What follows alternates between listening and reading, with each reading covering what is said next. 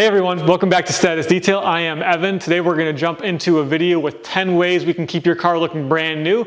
Everything on the list is for the most part something you can do for free, which means it's just going to be changing a small thing here or there, a habit that you're in right now that we're going to change that's going to make your car look newer longer.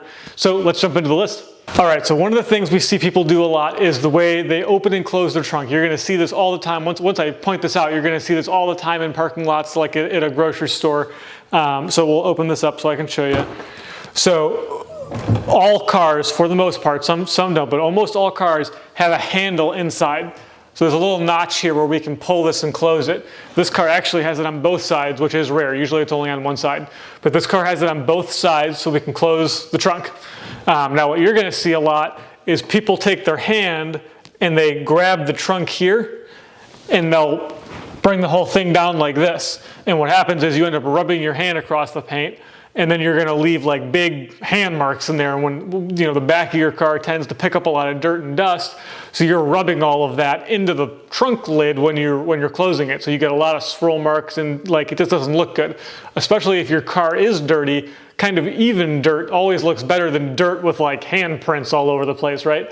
Now the other thing people will do is the same thing, but they'll do it from the top, where they're going to take their hand and kind of like claw the top down, and you're going to do the same thing to the paint on the top that you'll do down here.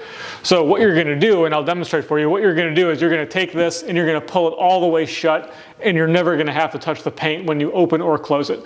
So as you'll see here, I never touch the paint, and then when I open it, I just open it. So you never have to touch the paint or anything. Now, if you don't have these pulls, which would be extremely rare, but if you don't have them, you can, you can put your hand, so I'm just keeping my palm open. You'll put your palm here. I'm not going to grab anything. I'm just going to use the palm on this corner. So hopefully you guys can see that. I'm just using my palm on the edge of the trunk, and now I can close this very gently. Not a lot to it. So no matter which way you're doing it, you never want to grab from here and pull down, and you never want to actively grab from the top of the trunk and pull down. The best way to do it, if you have it, is to pull right here and you're good to go.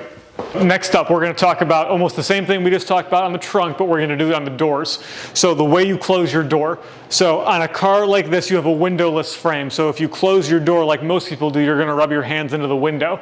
Now on a lot of cars, we have that piano black piece where it's framed and it's piano black. That stuff scratches really, really easily. So when you constantly rub your hand against it, you get problems and it scratches it up. So here's how I recommend you close your door to make sure just your paint always stays nice and glossy. And just, if you've just washed your cars, you get those big like handprints on the door, right? And that looks terrible. So we're going to open the door, and now most people would want to, walk away from this car. They're going to take their hand here and they're going to like close it.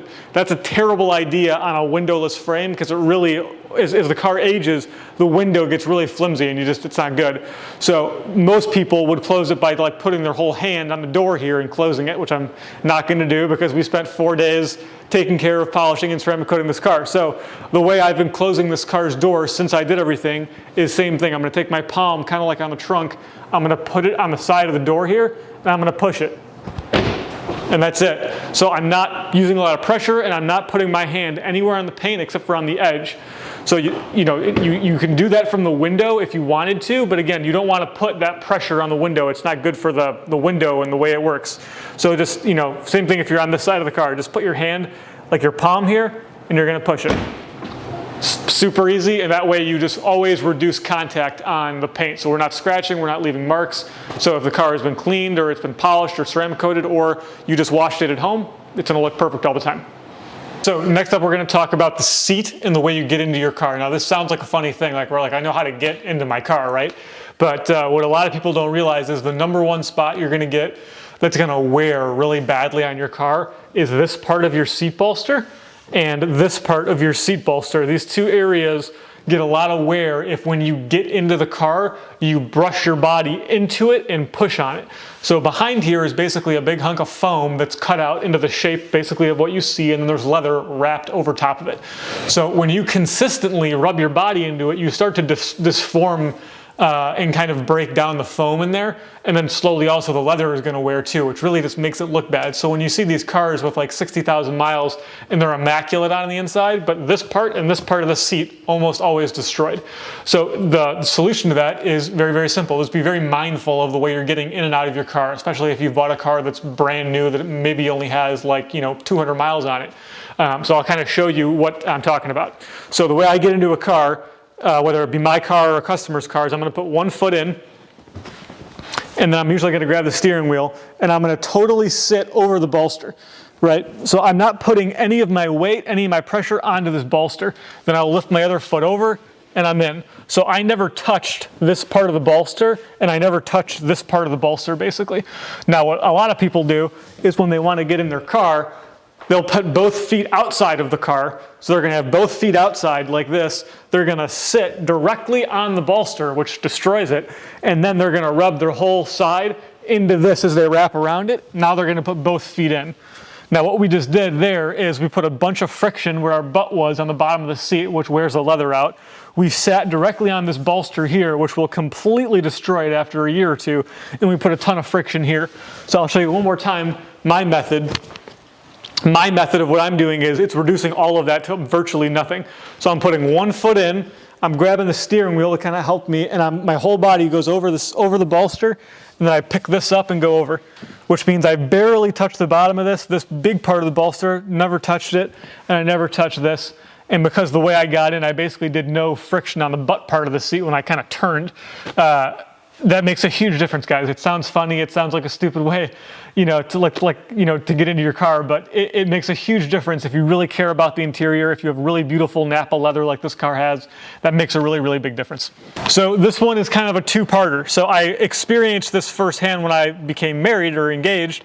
And I noticed it in a lot of customers' cars, and I didn't always fully understand it until I started wearing a ring myself. So you can destroy a steering wheel very easily by wearing a ring. So this ring is slightly sharp on the sides, and when you're just gripping this the right way, I'm very mindful now of the way I hold the steering wheel, and that is my recommendation to you. But if you're not careful the way you're using this ring, it is very, very easy to scrape the leather here, to gouge into it. When this is sitting on the steering wheel, it's going to, push into it. It could rub on it. You get it the wrong way. It could scratch it this way. You can scratch it this way. If you're turning and you rub it down, it can cause a lot of damage on your steering wheel. So just be very careful. The way I hold the steering wheel now is I basically just kind of keep that finger floating. So it's just never there. Now, on top of that, another way you can destroy your steering wheel, and the way a lot of people kind of do this on accident, they think they're doing a good thing, probably more for themselves than anything, is they put hand lotion on. Now, I see a lot of customer cars with lotion inside the car, like in the door handle or in the cup holder. Now, guys, if you're putting lotion on your hands in your car, that lotion ends up on your steering wheel. Now, this car is relatively new. This is exactly what a M4, M3, M6, M5 BMW steering wheel should look like. I can't tell you how many steering wheels I have seen that are glossy. Some of them have been destroyed, and then the owner or the previous owner tried to repair them with black shoe polish. Awful. That's the worst thing to see as a detailer. This is such a beautiful piece of Napa leather. It's not hard to maintain this stuff. All you got to do is clean it very gently with something like Geon Leather Cleaner, like once a month or every couple months. Just bring it to a detailer like me and take care of it. But number one thing is, don't let your rings hit the steering wheel in the wrong way. Just be mindful that your ring can cause damage, and also be very mindful of, if you're going to get in your car and put lotion on, you're going to mess your steering wheel up. So don't put lotion on in your car. Just let your hands be dry, drive, and then get home, and then put lotion on. If you're about to leave the house, put lotion on at least 30 minutes before you leave the house, because if you put lotion on and then it's the same thing, right? So we don't want to put any foreign stuff on the steering wheel. The only thing we want on here is proper leather cleaners and conditioners. Anything else will clog up the leather, it will screw it up, and then usually what will happen is if someone screws up the leather a little bit with some kind of lotion, they will try and clean it with the wrong product, and then they go down the rabbit hole of using too much aggression or too much pressure or whatever it might be, and they destroy the leather. So to keep this steering wheel perfect, just like this, all you got to do is be mindful of what touches the steering wheel. And when you touch it with something to clean it, you want to use something that is, basically something from our car care store that says, hey, this is used for cleaning leather in a car. Everything else shouldn't be used. So I see this one all the time when I'm detailing people's cars. It'll come in, I'll be cleaning out the inside, and whether it be in the door cards or in the trunk, almost always there'll be very inexpensive microfiber towels, usually the kind that come in 4 or 5 packs from AutoZone, or you'll see the Kirkland towels, which aren't the worst towels in the world, I'll admit, they're okay.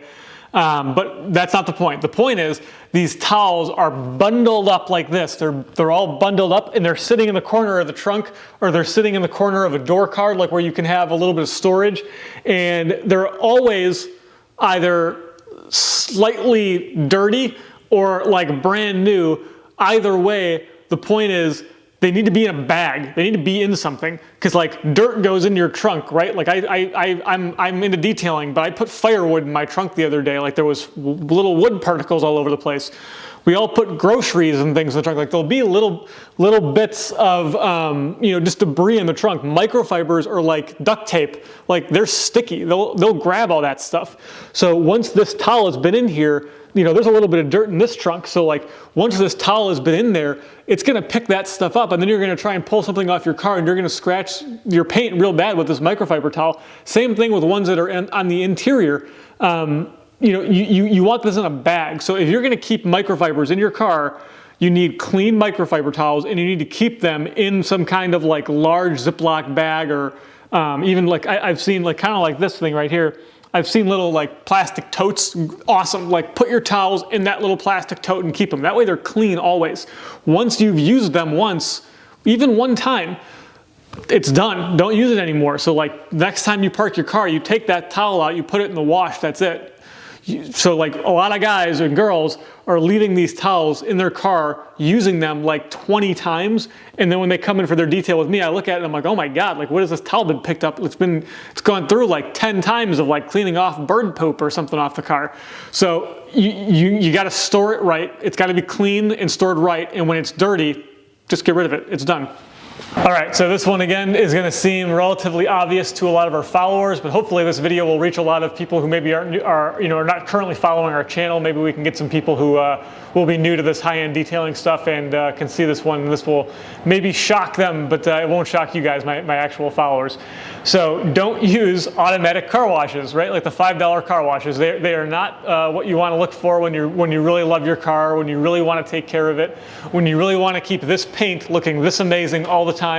Again, whether it's been polished or ceramic coated, or whether you have no interest in spending $2,000 on having that kind of service done to your car. Maybe you just bought, a Nissan Sentra. It's your first car. It's brand new. You love it.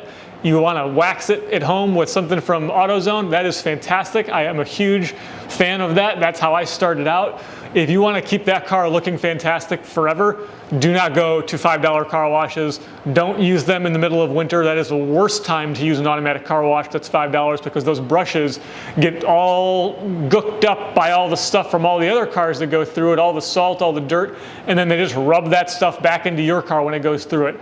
You can do in wintertime, the best thing you can do is a self-serve wash, where you use the pressure washer gun, bring your own bucket, bring your own wash pad, and just wash it there for the same thing, like $2-3. If you have the ability to wash in a garage, that's fantastic. But in general, the rule is do not use cheap car washes. Do not use any automatic car wash that has spinning brushes or those big things that drag over the paint. You don't want any of that stuff. The only thing that I say that is okay is when you go to an automated wash, and I use parentheses, quotes on that, automated wash that is touchless, which means if you go through it and all it does is pressure wash the car and then rinse it with DI water and blow it dry, that is okay. You can do that. But a lot of people get a little lost in translation what touchless means, and they'll go to something that actually touches the car. A touchless wash to me is something that will only spray water and blow air on your car. It will not touch it with a bristle, with a spongy looking thing. It won't, none of that. It's gotta be touchless, like for real. Those are totally okay.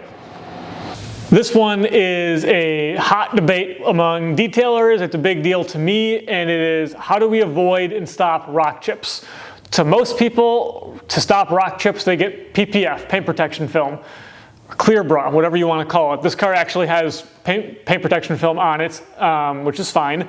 Now, for me personally, we'll probably make some videos in the future about this, but for me personally, I don't really like paint protection film for a number of reasons. The biggest ones are the cost proposition of, or value of what that film is when you have to replace it gets a little wonky, and the clarity isn't perfect. So the clarity in the front of this car is different than the clarity on the trunk, for example, where there's no film.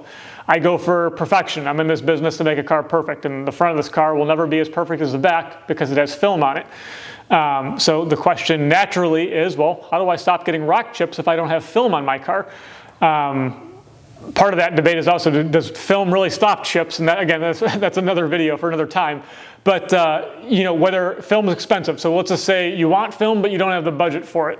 Well, how do I stop rock chips? The number one way you get rock chips is when you're going over 40, 50 miles an hour.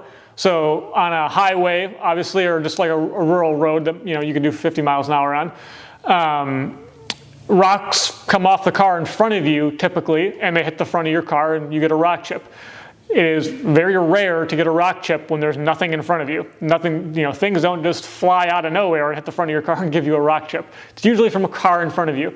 So most of the people that get rock chips, like especially the cars that look like they've been shot by a battleship, like those people tailgate people, like a lot. Like they get really, really close and tailgate people. They usually drive fast cars and love tailgating and swinging around cars. And hey, that's great. I don't, however you want to drive your car is cool. But if you don't want rock chips, don't tailgate people. Like none of my cars currently have clear bra on them, and the front of the S6 over there and the front of the S4 both have basically zero rock chips, maybe one or two really small ones. It would take you a second to find them, put it that way. They're not obvious. Like they're very small, they're very inconspicuous. And we don't tailgate people. I leave a lot of room between me and the car in front of me. Like put rock chips aside for a second, just from a safety standpoint, leaving a lot of room between you and the car in front of you is just a great way to not die in a car accident. Like it's a great way to be very safe on the highway. And if you're really into your car, if you really want to avoid rock chips, just keeping a big distance between the car in front of you. If you're driving in two lanes and there's a car in the right lane and there's nothing in the left, just go into the left lane. Nothing's gonna hit you if there's nothing in front of you. The worst thing that'll happen in that situation is a bug will hit you real good, and bugs don't really destroy your paint unless you leave them in the paint for like 2 months and then they rot and they'll kind of drill a hole into the paint from the acid in their bodies. But as far as rock chip goes, the number one way to stop rock chips from happening is just limit the amount of cars that are in front of you, and when they are in front of you, put a lot of distance between you and that car, and I guarantee you'll notice a big difference over the ownership of a car that you have. Now, if you have paint protection film, I still recommend you do that, because paint protection film can still get rock chips, it can still get little dents, and then you're gonna have to replace it, and it gets expensive. And like I said, that's a different video for another time where we'll talk about that kind of stuff. But as a blanket statement, as an all-around great, good habit when you're driving a car, leaving a lot of room between you and the car in front of you has a lot of benefits, and one of those benefits is it's going to really cut down on the amount of rock chips and stone chips you get in the front of a bumper, or hood for that matter. One is going to save you a lot of money. So I see this so much when cars come in, and sometimes they come in for this specific reason. There'll be a big dull spot, almost looks like someone wet sanded a spot on the hood. It could be the size of my palm, right on the center of the hood, right on the center of the roof, right on the center of the trunk. And the story will go something like this. I got this big spot on my hood and I couldn't get it off. So I tried to rub it like crazy, and now I can't get it off, and now I've got this big spot, and I hope you can fix it. So basically what happened is, this is what we call a love mark. You love your car, you hate to see it dirty. You get a weird spot on there, who knows what it is. It could be acid rain, it could be a bird poop that left a little bit of a bird etching because they didn't get to it quick enough. And then they go, I can get that off, and they start rubbing it. And then it doesn't come off. So then they rub it again with more pressure. Then they do it again with more pressure. Then it doesn't work. So what do they try next? Well, they try more pressure, right? If I rub it really, really hard, it might come off. And what they end up doing is they use so much friction with so little lubricant, like a polish would be a lubricant, that they actually dull the paint by essentially sanding it without sandpaper. Now, when you come to me, that ends up being, especially if you've done it in multiple spots, that can end up being a couple $100 to fix, because we have to fully paint correct that hood at that point. Because if I only paint correct this one spot where you kind of screwed it up, what's gonna happen is you got one shiny spot and the rest of the car's not gonna match. So now I gotta do the whole hood to make it match, which is gonna make the rest of the car not really match the hood. So then you kind of go down the rabbit hole of like, well, we kind of got to polish the whole thing now to make it match.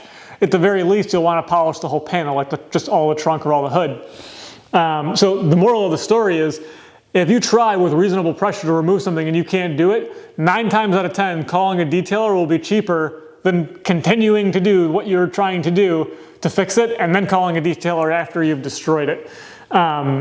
Like 9 times out of 10, if you can't fix something by just rubbing it with soap and water or some kind of quick detailer, rubbing it gently with a polish or a compound will usually fix your problem. Also, trying a clay bar will usually fix your problem. If those things don't work, you want some kind of professional detailer to take a look at it with you. 9 times out of 10, including myself, I will quote something for free. I will, fix it potentially for free. If you can come to me and it's 2 seconds of work, I'll go, oh, this is how we fix it, and I'll fix it, especially if you're an existing customer. So, going down the rabbit hole by yourself will usually result in some damage on your car. And I really hate seeing that kind of stuff because it's 90% of the time it's preventable if we just kind of went through the proper steps of like, this is how we're gonna go about fixing it, and one of the steps is gonna fix it. A little bit hard for some people because I know a lot of people work kind of out of their cars. They're very busy. They're always driving around, and that makes sense to me. But for most people, and even those people, if you really want to stick to this rule like hardcore, you can eat outside your car, right? But the rule would be don't eat inside your car. Now, like during COVID, I have been, I've broken this rule once or twice. I have eaten in my car extremely carefully. But my wife and I have had some meals in the car, it's like a hamburger or a hot dog or something. But, 99% of the time, you should not be eating in your car. It's not worth the risk of spilling something. And the biggest thing with that for me is drinks. A lot of my customers, some of them with very, very nice cars, have spilled, full mocha lattes into the carpet, and that's just a catastrophe. So the only thing I allow in my personal cars, 99% of the time, is a bottled water. It's always got a cap. If you want to have a drink, if you want to bring your coffee, please bring it in some kind of thermos thing with a cap. Anything that can spill. If I spill a locked thermos, nothing will happen. It'll just tip over and you're good. So yeah, that gets back into the steering wheel stuff. It gets back into everything you touch, your doors, your shifter, your center console, your handbrake. If you're eating something and you're not being terribly careful, you get a little bit of grease on your hands and then you touch that, it goes everywhere. And then very easily you can jump down that rabbit hole of, oh crap, I gotta clean it. And then you clean it the wrong way because you're really trying to get it off quickly and you screw up your steering wheel or you screw up your door handle or something. And then from there, the only other thing that's going to happen is if you eat in your cars, there's a high likelihood you're going to spill things into your carpeted areas, which can be very complicated to clean. And the worst possible thing I think that can actually happen, and we've seen this, is you spill a coffee, something that's got sugar in it, that's sticky, and it goes into like the buttons. Like there's right here on the center console, I have a button for suspension stiffness, the exhaust valves, traction control. Like if you spill something and that stuff goes in there, it's gonna get sticky. It's gonna be almost impossible to get it out. Like this car is similar to my car, and my car is relatively older. The S6 over here in the corner is from 2014. Those cars have basically never been eaten in, and those cars look exactly like this car, but that car is almost 6 or 7 years old. So if you're really in it to win it, and you want to keep your car looking like you picked it up the day you got the keys, then avoiding eating and only allowing water in your car would be your best bet. So at the end of the day, one of the number one things that will always remain number one is just good old-fashioned proper maintenance by the owner of the car, which means doing a nice, that means you go to a car care store, whether it be my car care store, you can go to Auto Geek, you can go to Detailed Image, you can go to our store, which is statusdetailstore.com, and just buy some really nice quality automotive detailing products. So that means you're going to want something that's good for the interior, some kind of leather cleaner. That means you want some kind of great wax, something that you can put like on the paint after a really good wash, maybe once a month. You're going to want a really, really quality wash pad, a really quality soap, and a really nice wheel cleaner. Those are just some basics right off the top of my head. There's so much more you can buy. But those few things will last you a long time, and they'll save you a tremendous amount of money. Instead of doing that, instead of going to an automotive detailer, because in between those big annual or biannual washes, you gotta wash your car. So doing some nice washes at home will save you a lot of money. It's very therapeutic for a lot of people, so you can take care of your own car. And there's no substitute for just good old-fashioned loving your car in your driveway or in your garage and taking care of it. So I always recommend that as the number one thing you can possibly do. If you guys have questions about that step, please absolutely send me a comment. I will watch the comments, and I would love to answer questions for what you have in terms of what's a good soap, what's a good wash pad, what's a good wheel cleaner, whatever the question might be. I'm more than happy to help. That is, you know, like rule number one is this, like to make your car look good forever, take care of it at home the best you can.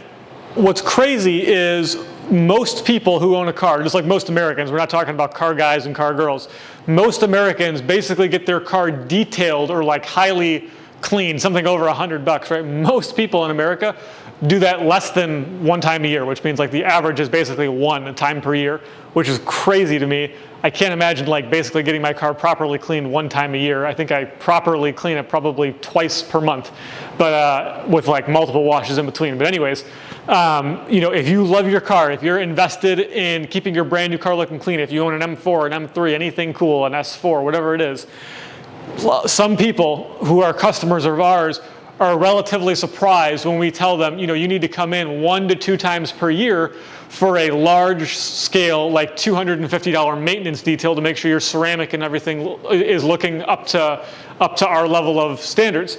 They're surprised. They're like, wow, people spend $250 or $500 a year to get their car cleaned?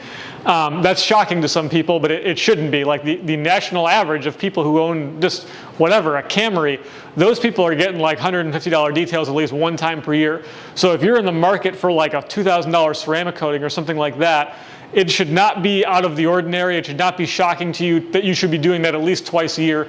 I have customers that come 3, 4, 5 times a year for that same kind of service. The recommendation here for this video of something to do to keep your car looking good or looking new all the time is at least one time per year. And if you can, you know, if it's in the budget, like if you have the budget to do so, doing at least 2 times per year, getting a proper detail from a detailer. Now, if you are very committed, if you buy like everything from our car care store and you can do it at your home, that totally counts. I love that kind of customer. I don't necessarily always want to do those kinds of things for you guys. I want to focus on like 5-day details. I will certainly wash your car if you want to come to us, but I love the guy or girl who is determined to do that kind of stuff at home and to buy the stuff from the car care store and do it, because that kind of thing you can do at home 100% of the time. Now, if you don't have time for it or it's not your thing, it's just like mind-numbingly, you know, not a thing you want to do, then 100%, whether it be me or some other detailer, or if you live in another state, it doesn't matter. Find a professional who you trust, who has good reviews, and let them wash the car properly, inside and out, door jambs, glass, under the hood, the wheels, the fenders, everything. Like, get the car taken care of properly. That does wonders for what a car will look like 10 years from now. This car was ceramic coated, and that's not going to be for everybody. It is an expensive process. It is a process that takes several days, especially if you use a person like me. I usually take a little longer than the average installer, but we do things a little differently. But my goodness, a ceramic coating will make your car look fantastic way more often than a car that is not ceramic coated. It makes it look cleaner. It makes it stay cleaner longer. It boosts the gloss tremendously. When it's installed correctly, you're going to have polishing done before that, which will literally make your car look better than the day you received it, whether the car was new or used. You know, a ceramic coating is a wonderful thing. The average ceramic coating might start somewhere around $800 to $900, and they usually last for around 3 to 5 years. Some go to 7 years. I wouldn't read too much into the ones that go for 10 years. I think that's a little bit ridiculous. But if it's in the budget, that is something you can do. Most of the suggestions in this video were things you can just do for free. You can change the way you currently do something. This is one of the things I will say that it's expensive. You don't have to do this, but if you were in the position to receive a ceramic coating, to pay someone to do it for you, I highly recommend doing that. This car here was ceramic coated. This actually has 2 coats of ceramic on it. It was installed by us. And I mean, this car looks absolutely amazing right now. It looks way better than when it came in. It looks way better than when the dealership delivered it to the customer. This is a one-owner car. I will deliver this car back to the owner in better condition currently than it was when he received the car from the dealership. So ceramic coatings are awesome. They do a lot to make your car look better than when you purchased it. They do a lot to make the car stay cleaner longer and just make your car look better for 4 or 5 years or however long your coating will last. And then at the end of that durability cycle, you do it all over again because you'll be ready for it again. So if you're the kind of guy or girl that'll own a car for 10, 15, 20 years, a ceramic coating is something you'll just budget in for, something you'll do every 5 years or so, and you'll love every second of it. It's gonna be a great experience, especially if you have a really good installer. So again, that's something I highly recommend, guys or girls.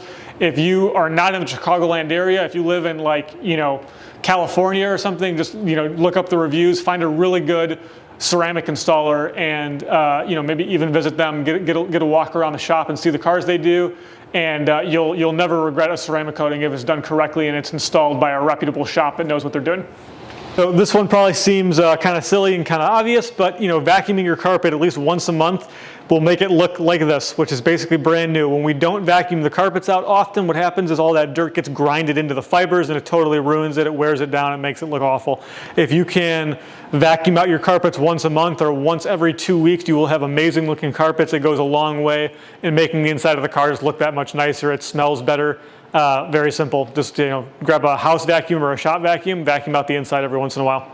All right, everyone, that's going to wrap up this video. I hope you guys enjoyed our little top 10 list. I'd love to hear in the comments below what your favorite item is that was in the list, whether it was maybe the how to get into the seat so you don't hit the bolsters, or the how to close the trunk. I know my wife loves the one where how to close the trunk. That one drives her crazy when we're in like a Jewel parking lot or something and she sees someone closing the trunk. So let me know what your favorite one was, or let me know which one you currently do that you're going to change because you're like, oh man, like that blew my mind. I'm gonna change the way I do that now. If you have any questions for me about car care items or things that relate to any of the numbered 1 through 10 items, let me know in the comments below. As always, you guys know I love to help. I always respond to basically every comment that I see. So let me know if I can help in any way, because I would love to do that. Keep an eye out on our Instagram account and our Facebook account, but our Instagram account is our main form of social media outside of YouTube. And that's going to be it, guys. That's going to wrap up this video. Can't wait to see you all in the next one.